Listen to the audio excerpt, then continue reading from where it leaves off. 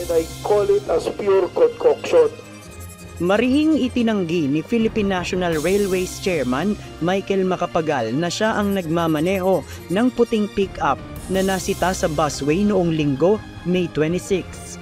Batay sa report ng Special Action and Intelligence Committee for Transportation o SAIC, nasita nila ang sasakyan sa northbound ng Ortigas Station bandang alas 11:28 ng gabi.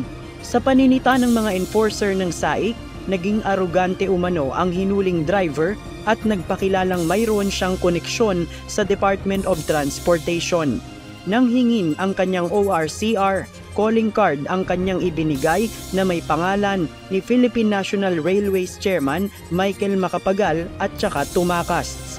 Ayon kay PNR Chairman Macapagal, imposibleng siya ang dumaan sa busway dahil nasa Olongapo siya noong Linggo para sa kaarawan ng kanyang anak.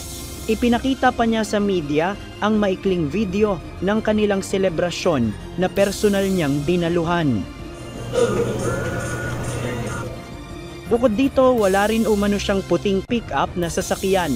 Maaari rin umanong isang kakilala ang nakakuha ng kanyang calling card na siyang ipinakita sa mga nanitang enforcer. Alam po ninyo, yung card ho natin ng government employees, yan po ay available to anyone, ano? May mga pupunta sa tanggapan ko, nagpapapicture yung iba, at humihingi ng business card ko. Pwedeng nanggaling sa kakilala ko, nakuha nila. Hinala ni Chairman Macapagal, posibleng demolition job ang paggamit ng kanyang pangalan upang mapaalis siya sa pwesto. That is possible, no? Right now, I am considering any and all possibilities, no?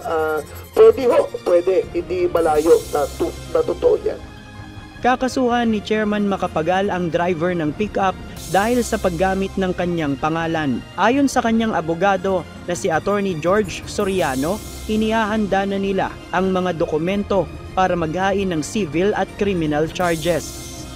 There are offenses, no, prescribed under the revised penal code where you cannot impersonate the person of any other person, nor are you allowed to usurp the authority of a government officer. Kaugnay ng insidente, inaasahang maglalabas ng show cause order ang Land Transportation Office upang ipatawag at imbestigahan ang driver ng pick-up kung bakit siya nagpakilalang chairman ng PNR. JP Nunez, UNTV, News and Rescue. Diyos ang aming sandigan, serbisyo publiko ang aming pinahahalagahan.